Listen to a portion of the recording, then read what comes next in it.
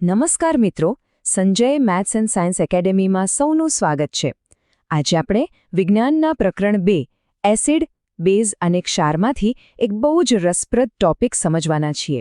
તો ચાલો શરૂ કરીએ. ક્યારેય વિચાર્યું છે કે આપણી પાસે કાળો પાવડર હોય અને આપણે એને એસિડમાં નાખીએ તો શું થશે? શું કોઈ ધમાકો થશે કે પછી કોઈ જાદુ જેવું થશે? ચાલો આજે આપણે આ રહસ્ય પરથી પડદો ઉઠાવીએ. આને સમજવા માટે આપણે એક મસ્ત મજાની અને એકદમ સહેલી પ્રવૃત્તિ કરવાના છીએ.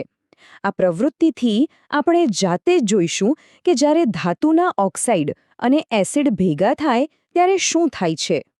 આ પ્રવૃત્તિ બહુ જ સિમ્પલ છે. જુઓ, સૌથી પહેલાં એક બીકરમાં આપણે થોડો કાળો પાવડર એટલે કે કોપર ઓક્સાઇડ લઈશું. પછી એમાં ધીમે ધીમે મંદ હાઇડ્રોક્લોરિક એસિડ ઉમેરતા જઈશું અને ચમચીથી એને હલાવતા રહીશું. હવે બરાબર ધ્યાનથી જોજો હો કે શું ફેરફાર જોવા મળે છે. અરે વાહ, જોયું? આ તો જાદુ જેવું લાગે છે. આપણો કાળો પાવડર ગાયબ થઈ ગયો અને આખું દ્રાવણ એકદમ સુંદર વાદળી લીલા રંગનું બની ગયું. આ રંગ પરિવર્તન જ બતાવે છે કે અહીં કંઈક ખાસ રાસાયણિક પ્રક્રિયા થઈ છે.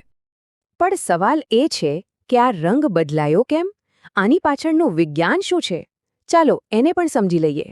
તો મુખ્ય સવાલ એ જ છે કે આ કાળા રંગમાંથી આટલો સરસ વાદળી લીલો રંગ આવ્યો ક્યાંથી? એવું તે શું બન્યું દ્રાવણની અંદર? તો જવાબ છે એક નવા સંયોજનનું નિર્માણ.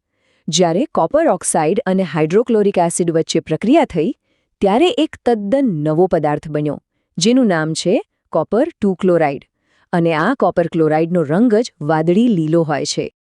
આખી પ્રક્રિયાને આપણે એક સરળ સમીકરણથી સમજી શકીએ છીએ. જો સામાન્ય નિયમ એવો છે કે જ્યારે કોઈ ધાત્વીય ઓક્સાઇડ એસિડ સાથે પ્રક્રિયા કરે ત્યારે ક્ષાર અને પાણી બને છે. આપણા કિસ્સામાં કોપર ઓક્સાઇડ અને હાઇડ્રોક્લોરિક એસિડ વચ્ચે પ્રક્રિયા થઈ અને એમાંથી બન્યું કોપર ક્લોરાઇડ, જે એક પ્રકારનો ક્ષાર છે, અને સાથે બન્યું પાણી. ક્ષાર અને પાણી, આ સાંભળીને કંઈક યાદ આવ્યું? ચાલો આ પ્રક્રિયાની સરખામણી એક બીજી જાણીતી પ્રક્રિયા સાથે કરીએ, તટસ્થીકરણ પ્રક્રિયા. અહીંયા બરાબર જુઓ.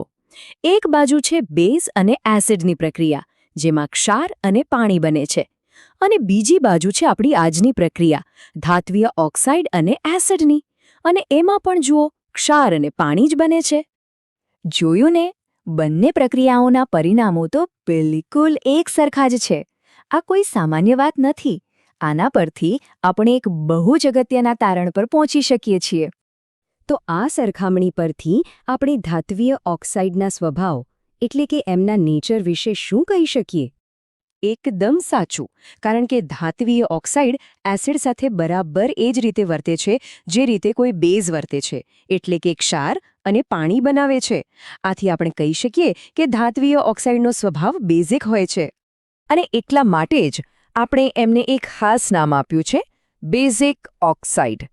તો હવેથી યાદ રાખવાનું કે કોઈપણ ધાતુનો ઓક્સાઇડ જે એસિડ સાથે પ્રક્રિયા કરીને ક્ષાર અને પાણી બનાવે એને બેઝિક ઓક્સાઇડ કહેવાય. આ વ્યાખ્યા બરાબર યાદ રાખી લેજો. સરસ, તો ચાલો આપણે જે પણ શીખ્યા એને ફટાફટ એકવાર રિવાઇઝ કરી લઈએ, જેથી બધા મુખ્ય મુદ્દાઓ આપણા મગજમાં એકદમ ફિટ થઈ જાય. તો આપણે શું શીખ્યા? પહેલું, ધાત્વીય ઓક્સાઇડ એસિડ સાથે પ્રક્રિયા કરે છે. બીજું, આ પ્રક્રિયાના અંતે ક્ષાર અને પાણી બને છે.